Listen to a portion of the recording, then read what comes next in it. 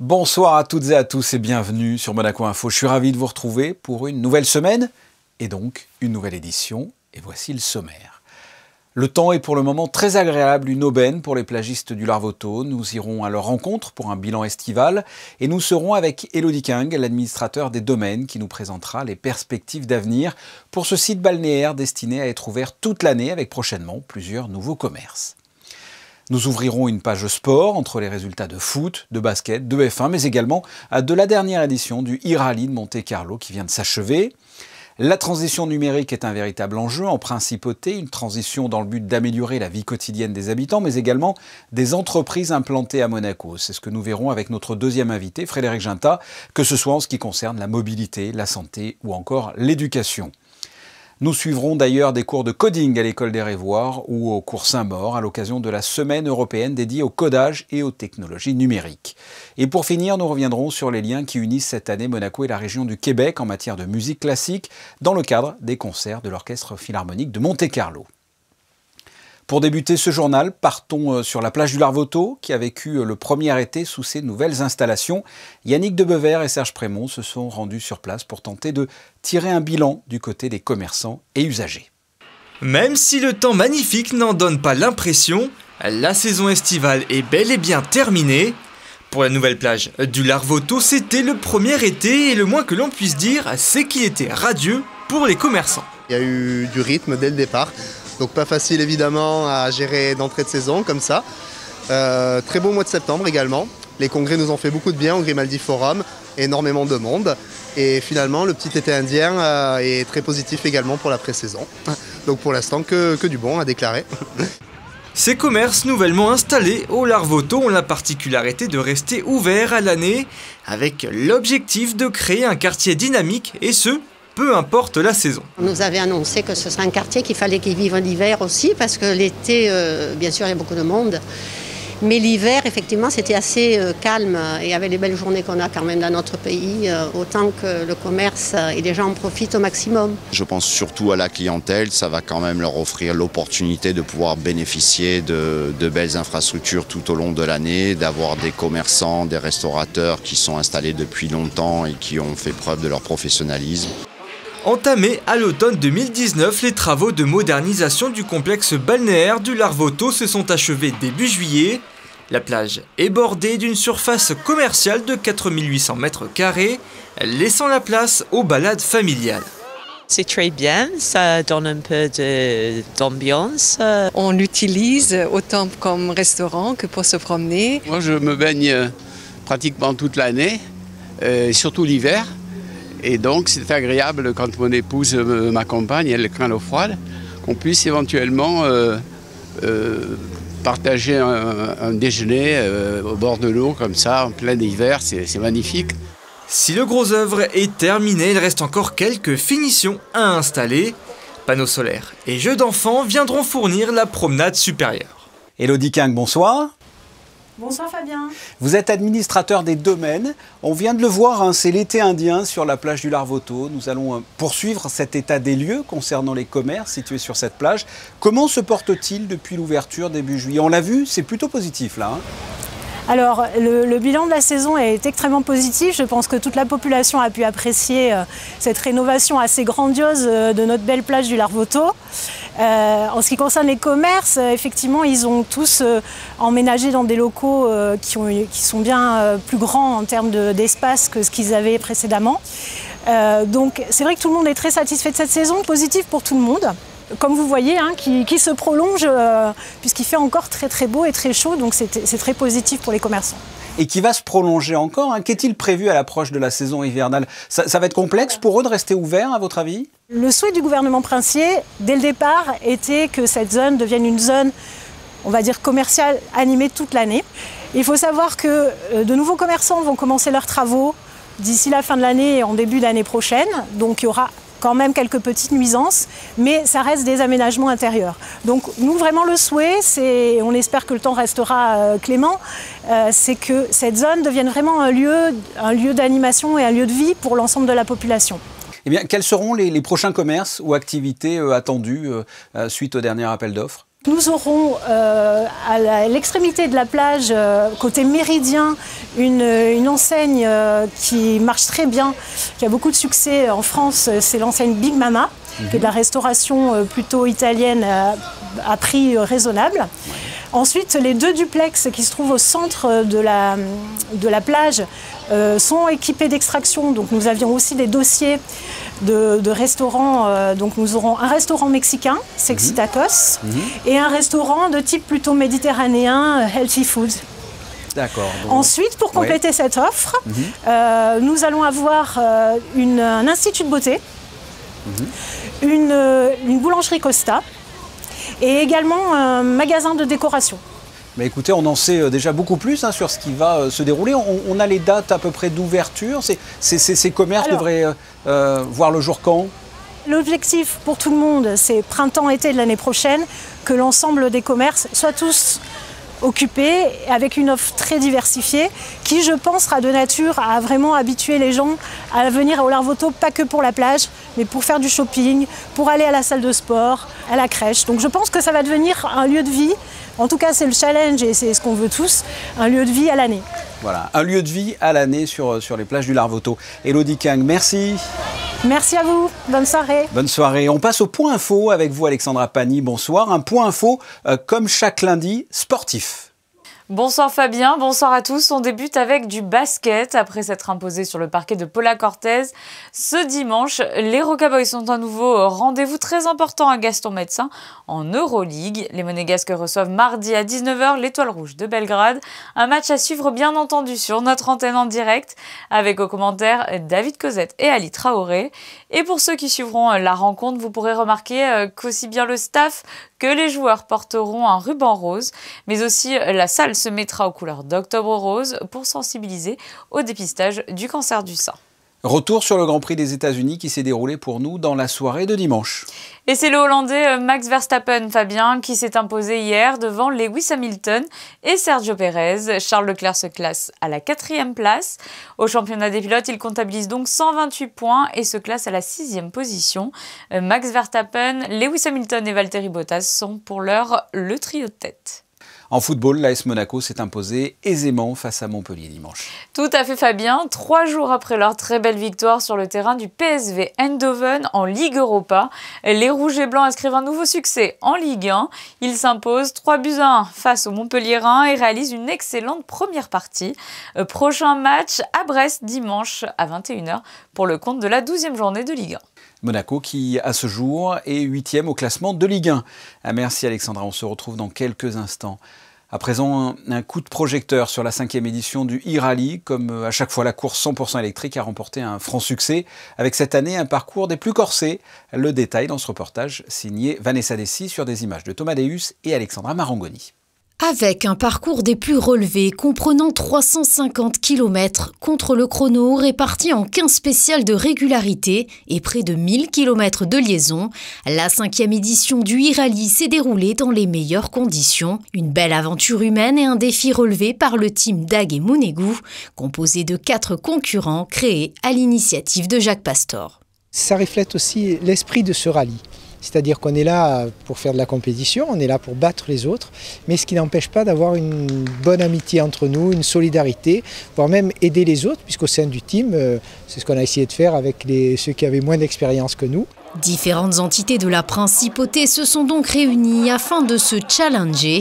Jardiniers, pompiers, carabiniers, tous se sont retrouvés au parc fermé en fin de dernière étape, des étoiles plein les yeux. On a découvert quelque chose de très sympa, donc on se prend très vite au jeu.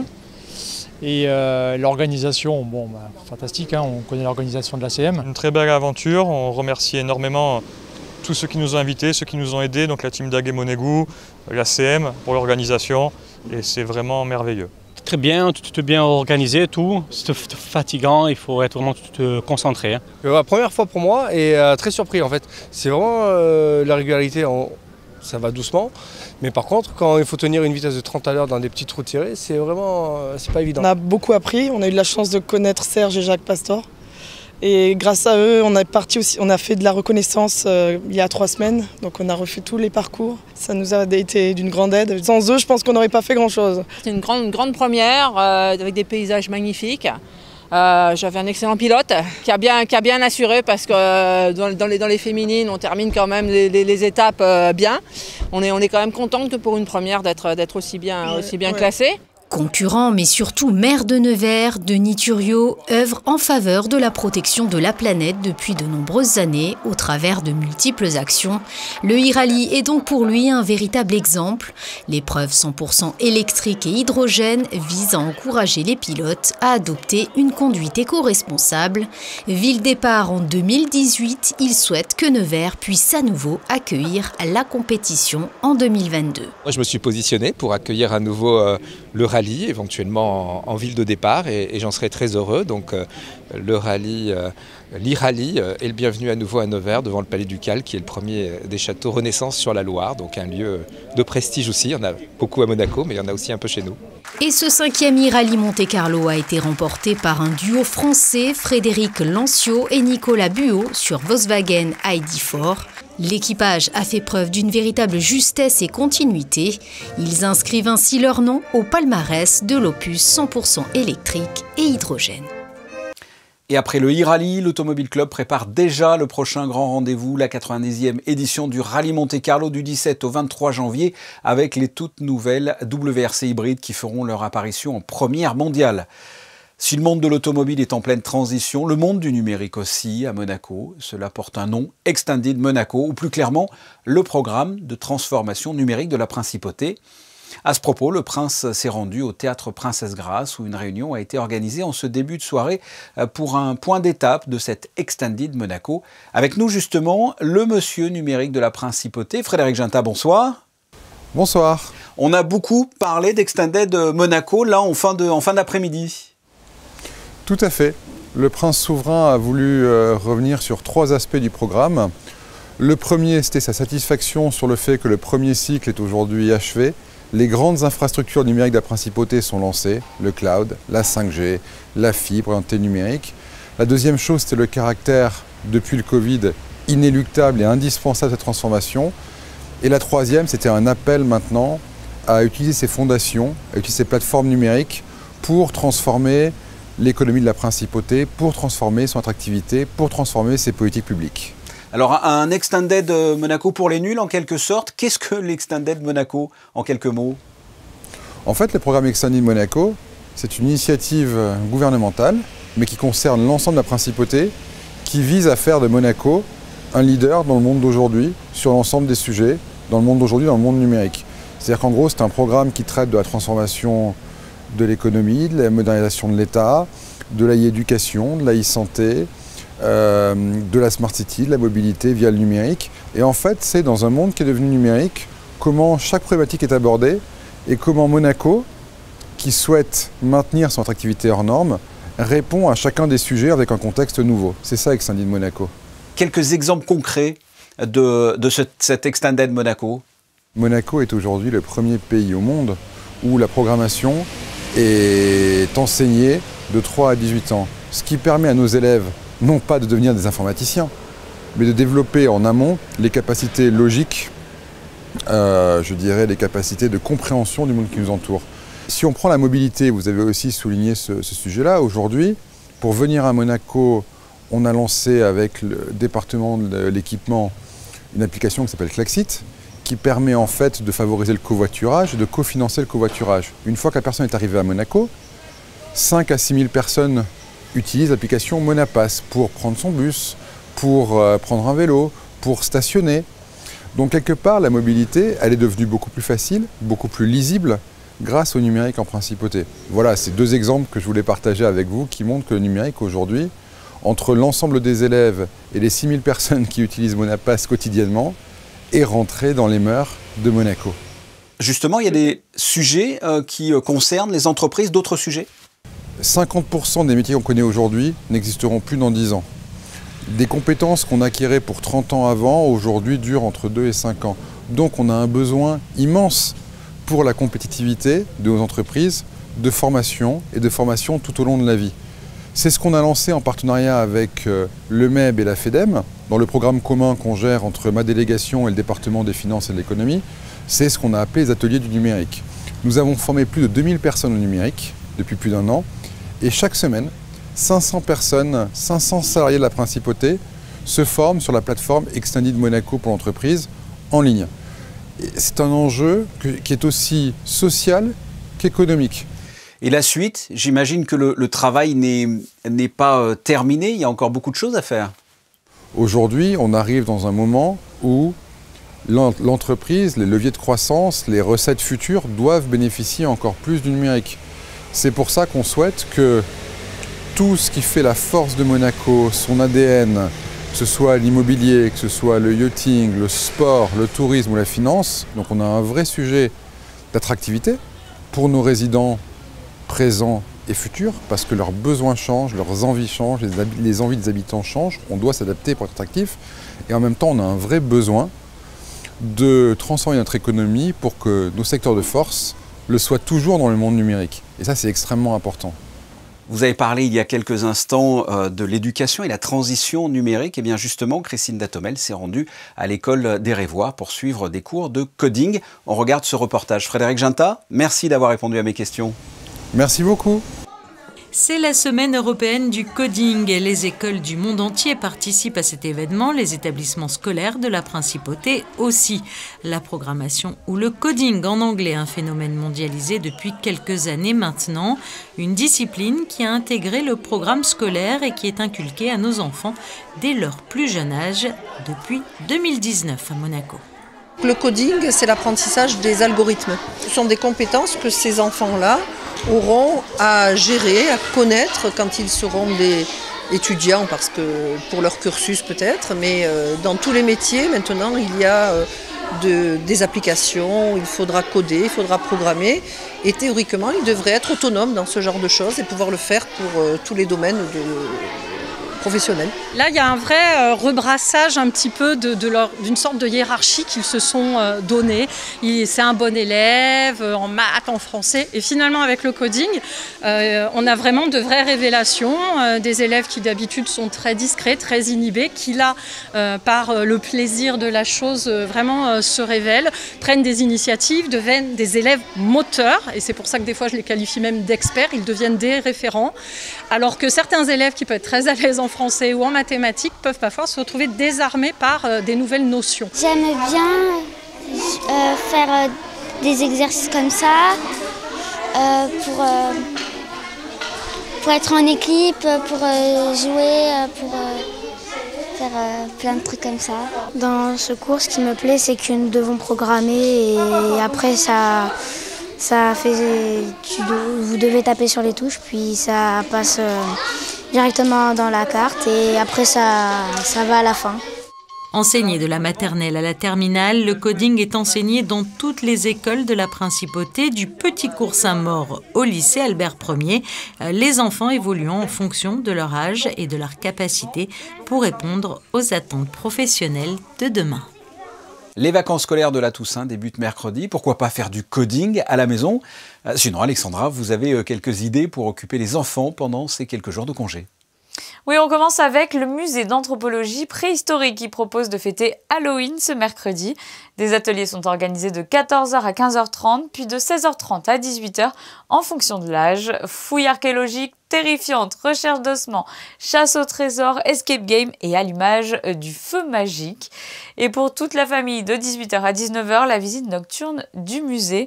Rappelons que le musée bénéficie à présent de sa propre entrée, située au 56 bis boulevard du Jardin Exotique, situé entre le Jardin Exotique et le NMNM Villa Paloma. Au centre de la jeunesse Princesse Stéphanie, des activités attendent également les enfants et adolescents. Oui, du jeudi 28 octobre au samedi 6 novembre, tous les après-midi, des jeux, des activités créatives et du bricolage sont proposés. Et du mardi 2 au samedi 6 novembre, pour les ados, plusieurs animations sont disponibles les matins de 10h à 14h avec repas sur place, 2 activités également en extérieur. Et si vous êtes intéressé, rendez-vous sur le site www.cjps.asso.mc ou sur la page Facebook du Centre de la Jeunesse Princesse Stéphanie. Les places doivent être réservées en amont. Autre sujet, samedi a eu lieu un grand bal masqué à l'Hôtel de Paris. La Cité des Doges était à l'honneur pour cette 3e édition. Robe longue, costume et bien évidemment l'accessoire indispensable, le loup ou masque vénitien, pour garder secrète son identité, un saut dans le passé, le temps d'une soirée hors du commun. Alors je ne sais pas si il y a des bals masqués au Canada, en tout cas il y a de grands musiciens et d'ailleurs au cours de la saison des concerts de l'Orchestre Philharmonique de Monte-Carlo, de nombreux artistes québécois seront présents cette année. C'est ce qu'a souligné le délégué général du Québec en France et à Monaco lors d'un cocktail donné au Fairmont Hotel samedi dernier. Reportage de José Sacré. La nouvelle saison de l'Orchestre Philharmonique de Monte-Carlo est à l'image de l'amitié grandissante entre la Principauté de Monaco et le Québec. C'est ce qu'ont souligné Madame Michèle Boisvert, déléguée générale du Québec à Paris, et Didier de Cotigny, délégué artistique de l'Orchestre Philharmonique de Monte-Carlo, lors d'un cocktail donné en présence de nombreuses personnalités de Monaco et des départements voisins. Il y avait cette grande manifestation du Printemps des Arts à Monaco où le Québec était à l'honneur. C'était pour l'année 2020. Ça débutait le 13 mars 2020, j'y étais, et soudainement, la pandémie est arrivée et tout a été arrêté. Donc tout ce qu'on avait mis comme effort pour faire valoir le Québec dans le cadre du Printemps des Arts, on s'est dit c'est pas possible, on ne peut pas laisser tomber tout ça. Et on a donc communiqué avec M. de Cotigny, et qui connaissait déjà le Québec, qui était très intéressé par les musiciens du Québec, et on a vu avec lui comment on pourrait collaborer. Et ça s'est fait assez naturellement finalement. Et ensemble, on a décidé quels seraient les grands artistes qui pourraient être mis à l'honneur avec la Philharmonie. Et donc, on a des Louis Lortie, Marie-Nicole Lemieux, ce soir M. Labadie, d'autres grands barytons. Bref, une belle saison, et je suis ravie d'être ici ce soir. Je suis absolument en admiration devant la délégation générale du Québec, qui est probablement une des seules grandes, représentants d'un grand pays qui fassent autant pour leur patrimoine culturel et pour leurs artistes locaux, qui sont tous très connus à droite et à gauche, mais ils sont quand même incroyables dans leur soutien efficace qu'ils apportent à leurs artistes. Je trouve ça absolument merveilleux. Si tous les pays pouvaient faire comme ça avec leurs propres ressortissants, ce serait très bien. Nous reviendrons dans l'édition de demain sur le concert donné par l'OPMC ce week-end avec en invité le grand chef québécois Bernard Labadie. Alexandra, on vous retrouve pour un point météo concernant la journée de mardi. Ce sera une journée encore bien agréable, Fabien. Le soleil sera bien présent sur l'ensemble de la journée. Quelques passages nuageux à noter, mais rien d'inquiétant. Les journées continuent de raccourcir. Le soleil se couchera à 18h32. Et en ce 26 octobre, nous fêterons les Dimitri. Merci Alexandra. Dans quelques instants, les photos du jour prises par Manuel Vitali et consacrées à l'été indien sur les plages du Larvoto. Nous vous en avons parlé dans cette édition. Mais avant de se quitter, nous l'avons appris ce lundi matin, le décès du maire de Menton, Jean-Claude Guibal, à l'âge de 80 ans. Il était maire de cette ville depuis 1989, il effectuait son 6e mandat. Et dans le communiqué que nous avons reçu du Palais, le souverain salue le travail effectué par Jean-Claude Guibal durant 6 années en qualité de président de l'association des sites historiques Grimaldi de Monaco. Le prince garde le souvenir d'un homme engagé, passionné pour sa ville et ses habitants, mais aussi celui de la relation de confiance et d'amitié entre la principauté et Menton. Ce journal est terminé. On se retrouve demain, même heure. À très bientôt. Au revoir.